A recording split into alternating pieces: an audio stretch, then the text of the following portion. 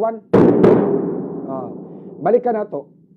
Unsa maning artificial intelligence o AI? Mga tao murag gi-clone pero sa computer lang. Mapugnan gyud kaha ang mao nga matang sa development. Kaya ako nakitaan nga dunay uban nga mga nasod, ang ilang mga trabahante, mga robot na. Mga AI na, mga kabombo. Gani ang Veco diri sa Cebu. Ni-adapt na pod aning AI. Bisan unsaon pa nato pagpugong. Dawato nato ang kamatuoran nga maabot gyud kini nga panahon. Ang AI mao ang atong umaabot nga future.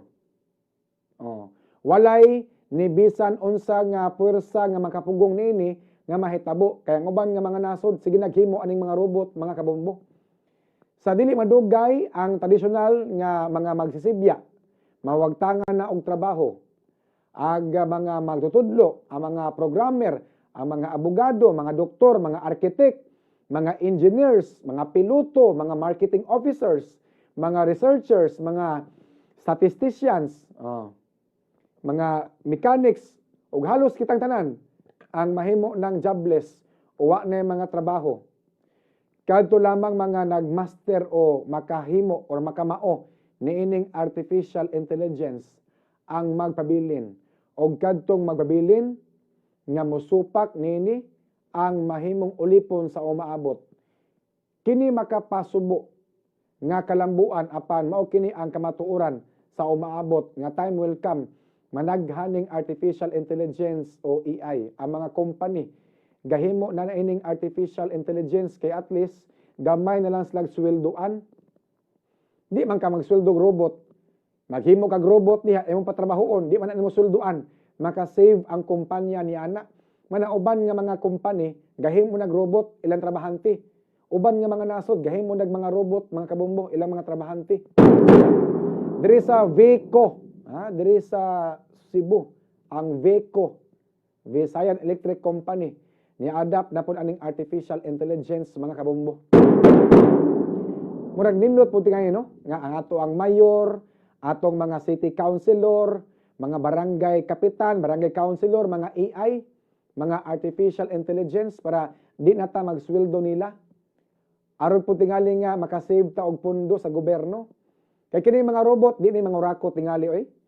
Kay kung tao atong palingkuron diya sa City Hall, kay kung tao atong palingkuron diya sa barangay hall, mangurap man mga kabombo. Mas may siguro ga mga robot ato ang palingkuron diha. Aron po nga di mangurakot mga kabombo. Ato mga senador, ato presidente, ato mga congressmen, AI na po, artificial intelligence. Aron di mangurakot.